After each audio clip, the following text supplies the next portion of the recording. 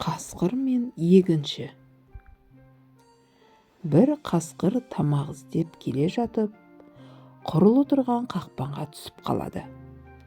Олай жұлқынып, бұлай жұлқынып, зорға құтылады. Қашып бара жатқанда оны аңшылар байқап қалып, соңынан тура қуады. Қасқыр сасқалақтап, бір егіншіге келіп жайын айтады. Қайтсең де мені құтқар, жақсылығыңды еш ұмытпаспын. Мені қабыңа салып жасыра тұр, дейді.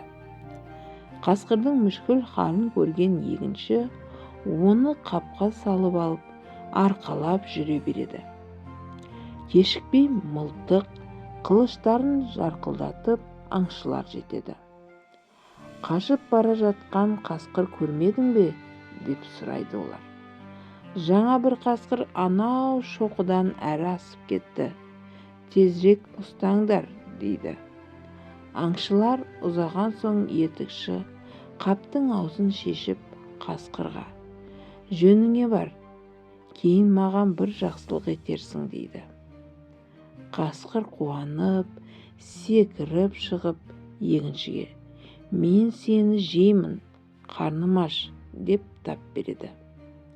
Егінші байқұс сасқалақтап: әй қасқыр, мұның қалай?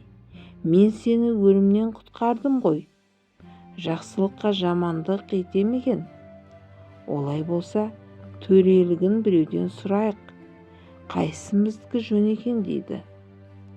Екеу керісіп тұрғанда бір жақтан қаңғылақтап түлкі келеді.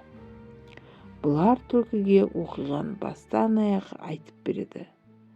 Түлкі: жоқ сөзді айтпаңдар, менен басқа біреу естісе күліп жүрер. Дорбаға үлкен қасқыр сыйды дегенге нанбаймын.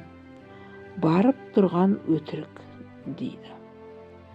Қасқыр мен егінші бұл рас деп керісіп болмайды.